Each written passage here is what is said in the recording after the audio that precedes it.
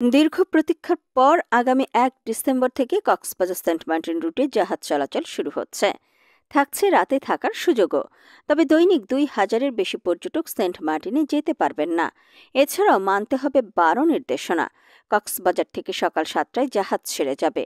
পরের দিন বিকেল ৩টায় সেন্ট মার্টিন থেকে সেই জাহাজ কক্সবাজারে ফিরে আসবে। আগামী ৩১শে জানুয়ারি পর্যন্ত টানা ২ মাস পর্যটক ভ্রমণ করতে পারবে।